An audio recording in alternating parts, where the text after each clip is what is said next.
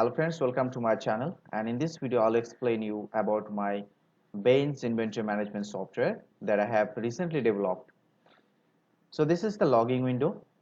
When you open the file, it will ask you for the password. By default password is 12345, but if you want to change the password, simply click change password.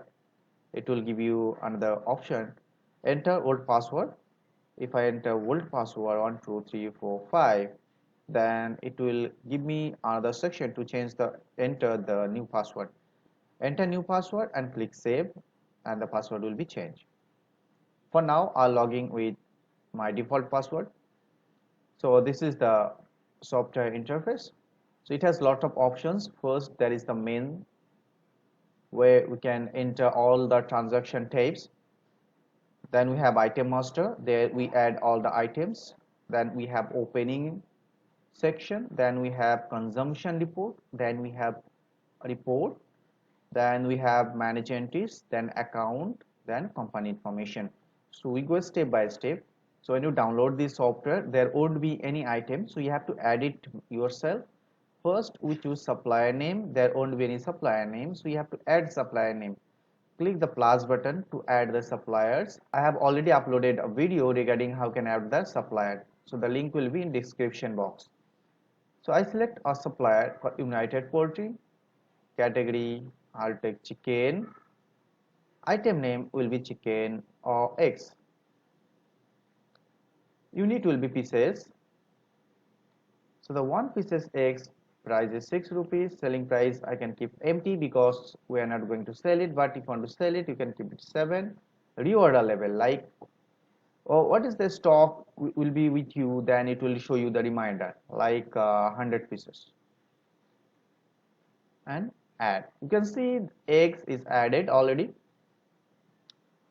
If you want to edit the eggs or any particular item, simply double click on it. You can make any changes, like no, the price is high now, it's now 6.5, and the selling price want to increase 7.5. Simply update this time. So see, the price is changed now. It's very simple to edit, add or delete any items. During delete also, you simply click on any item and click delete button. It will ask you here you want to delete. You say yes, it will be delete. Then no, then it will be remain there. When you have done adding all your items, then come back to the main page and there select the transaction type will be purchase. Then you can choose any items, that can be eggs. So simply double clicks on eggs, or when you have lot of items, then you can search item from this search box. Simply click here, type EGG. You see, related to EGG only we have egg, but if I only keep here E, all the items have E alphabet, it will show you all the items. Simply double click on eggs, make sure you double click on it. Then the items is start showing here in our transaction section. Then inside the yellow box that's called use quantity, I'll add 150 pieces of eggs. Now we are going to purchase. You can see eggs related, all the information is added here, like the unit is pieces, quantity 1, the cost is 6.5, available is 0. But another things that I would like to show you, if you select a sale, the price will be changed. Now it is 7.5, right? So I'll refresh it again. Then I'll choose the purchase, double click on egg. I'll take 150 pieces of eggs. If there have any discounts you getting from the suppliers, that can be 1%, 2% you can add. But if you are not sure about the percentage, you want to add the direct amount, like you got 10 rupees discount, simply you can add 10 rupees here. So the amount will be discount from the total amount. But if they're charging you extra, in this case also you can add percentage, like you get 5% extra they charge you, you can add that amount, sorry, the percentage, or you can enter the directly the amount, like you get 50%, they have charged you 50 rupees extra for this order. So doing so either you can use the percentage or the direct amount also. So I simply keep if here discounts like 1% you got from the supplier, then you have to choose the supplier. So clicking this plus button, the similar way you can add the supplier also. There we have the option for add, edit, delete and clear the supplier's details. Also related to supplier, how can add the suppliers, have already made a video and uploaded to YouTube channel. The link will be in description box. So I choose a supplier, that will be United Poultry. Then we add it. So the item is added below in our list. So I will take another item like tomato. I'll purchase 1 kg, and this time the supplier will be different. So I'll take hyper pure. The amount is 40 and there is no discounts, no extra charges at all. So I'll add it. Below you can see the total item count is 2, then total item quantity is 151, total amount is 1015, and the discount is 9.71. Then we have the subtotal. The subtotal is coming out to 1005 rupees point 25, and the reference is United Poultry for the eggs, and for tomato that is the hyper pure. Then we save it. You see, it is so simple to use this software, and it is asking me, do you want a print? If I print, then it will allow me to make a print, but as I don't have printer, so it will show you the, so it's showing me to save as a PDF. So I'll save it as PDF 254. Later on I'll show you how does the PDF looks like. So this was the purchase invoice. Similar way you can add sale invoice also. You can double click on any item, enter the quantity, select the customer name. This time there is no supplier name, this is the customer name. And from here also you can add any customer. For now there is no customer added in our list, so it's not showing. So you can choose any customer and you can make entries.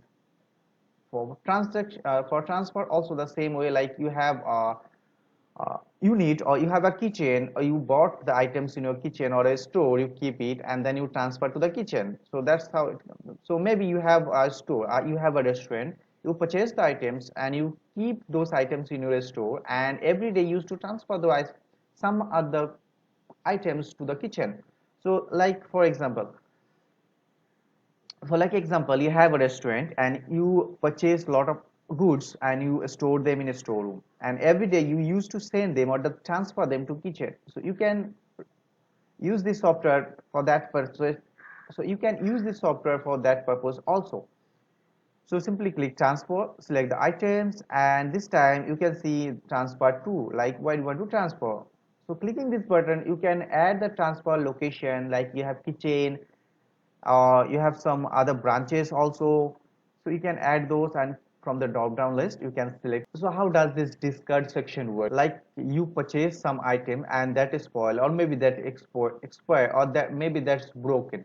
So if you don't keep the record, then end of the day you will get a variant, like some items are missing. So you can add these items in this card section. The similar way, select any items, enter the quantity and enter the supervisor name. That's all. Add and save. So it's work similar way. It's very simple. Then I show you how can add the item. Then we have the opening stock. For example, when you purchase this software, maybe your business already running, so you have a lot of stocks or goods in your store, so you have to make entries.